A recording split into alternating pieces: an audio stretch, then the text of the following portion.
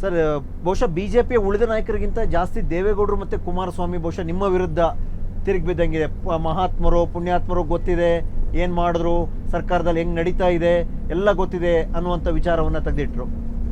ಯಾಕೆ ಸರ್ ಅಷ್ಟೊಂದು ದ್ವೇಷದ ರಾಜಕಾರಣ? ಅಷ್ಟೇ, ಹೊಟ್ಟೆ ಕಿಚ್ಚಿನ ರಾಜಕಾರಣ, ದ್ವೇಷದ ರಾಜಕಾರಣ.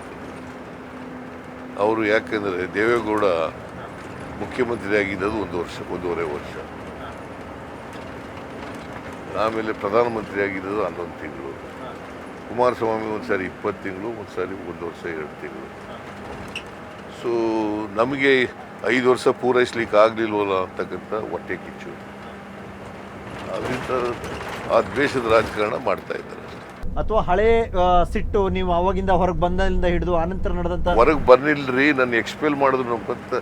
ಅದೇ ನೀವು ತಪ್ಪು ತಿಳ್ಕೊಂಡಿರೋದು. I am expelled from the party by Deve Gowda. ಅವತ್ತಿನ ಅಹಿಂದ ಸಂಘಟನೆಗೆ ಮುಂದಾದ್ರಿ ಅನ್ನೋ ಕಾರಣಕ್ಕಾಗಿದ್ದದು. ಹೌದು, ಅದಕ್ಕೋಸ್ಕರ ನನ್ನನ್ನು ಎಕ್ಸ್ಪೆಲ್ ಮಾಡಿದ್ರು. ಯಾಕೆ ಸರ್ ಅವತ್ತಿನ ಡಿಫ್ರೆನ್ಸ್ ಏನಿತ್ತು ಅಂದ್ರೆ ನೀವು ಅವತ್ತು ಮಾಡಬಾರ್ದಿತ್ತು ಅದು ಅಂತನ? ಅಹಿಂದ ಸಂಘಟನೆ ಮಾಡಬೇಡಿ ಅಂತ ಹೇಳಿದ್ರು.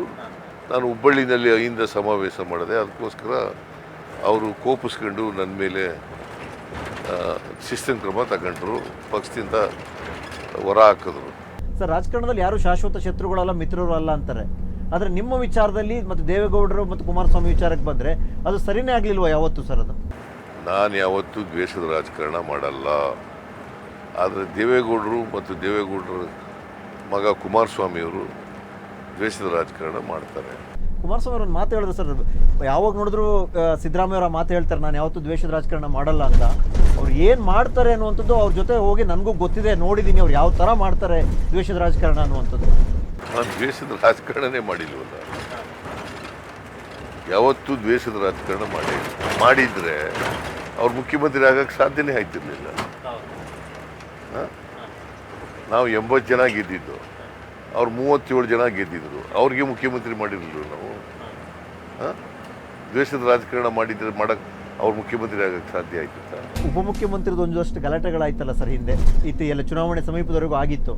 ಮುಗಿದ ನಂತರದಲ್ಲಿ ಲೋಕಸಭೆ ಚುನಾವಣೆ ನಂತರದಲ್ಲಿ ಒಂದಷ್ಟು ಬೆಳವಣಿಗೆಗಳು ಆಗ್ಬಹುದು ಅನ್ನುವಂಥ ಚರ್ಚೆ ನಿಮ್ಮ ನಾಯಕರುಗಳಲ್ಲಿ ನಡೀತಾ ಇದೆ ಸರ್, ಏನಂತೀರ ಅದ್ರ ಬಗ್ಗೆ? ಎಲ್ಲೂ ಚರ್ಚೆ, ಅದು ಚರ್ಚೆ ಅಷ್ಟೇನೆ. ಅಲ್ಟಿಮೇಟ್ಲಿ ಹೈಕಮಾಂಡ್ನವ್ರು ಹೇಳೋದು, ಅವ್ರು ಏನು ತೀರ್ಮಾನ ತಗೋತಾರೆ ಅದೇ ಅಂತಿಮ. ಸರ್, ಕೊನೆಯದಾಗಿ ಸರ್, ಈ ರಾಜ್ಯದ ಜನರಿಗೆ ಈ ಲೋಕಸಭೆ ಚುನಾವಣೆಯ ಹೊಸ್ತಿಲಲ್ಲಿ ಏನು ಹೇಳಕ್ಕೆ ಬಯಸ್ತೀರಿ ಸರ್? ನಾವು ಕೊಟ್ಟ ಮಾತಿನಂತೆ ನಡ್ಕೊಂಡಿದ್ದೀವಿ.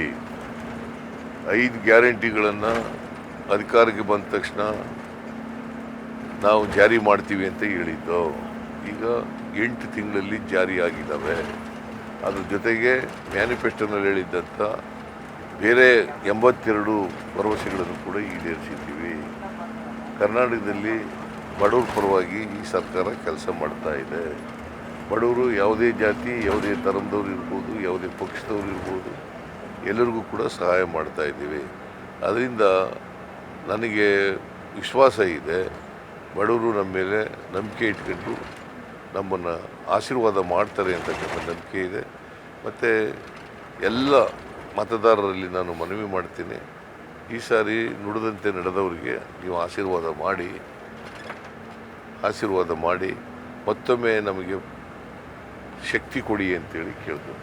Okay, thank you Siddaramaiah sir, ಇಷ್ಟೊತ್ತು ತಮ್ಮ ಜೊತೆ ನೀವು ಮಾತಾಡಿದ್ದಕ್ಕೆ. ಇದು ಮುಖ್ಯಮಂತ್ರಿ ಸಿದ್ದರಾಮಯ್ಯ ಅವರ ಮಾತು. ಈ ಬಾರಿ ನಾವು 20 ಸ್ಥಾನವನ್ನು ಗೆಲ್ತೀವಿ, ಯಾವ ಕಾರಣಕ್ಕೂ ಕೂಡ ಅದಕ್ಕಿಂತ ಕಡಿಮೆ ಬರಲ್ಲ ಅನ್ನೋದು ಒಂದು ಕಡೆ. ಆದರೆ ಮತ್ತೊಂದು ಕಡೆ ರಾಜ್ಯ ರಾಜಕಾರಣದಲ್ಲಿ ಸರ್ಕಾರದ ಗ್ಯಾರಂಟಿಯೂ ಸೇರಿದಂತೆ ಸಾಕಷ್ಟು ವಿಚಾರಗಳು ನಮ್ಮನ್ನು ಕೈ ಹಿಡಿಯುತ್ತೆ ಅನ್ನುವಂಥ ಆತ್ಮವಿಶ್ವಾಸದ ಮಾತುಗಳು ಮುಖ್ಯಮಂತ್ರಿ ಸಿದ್ದರಾಮಯ್ಯ ಅವರದು.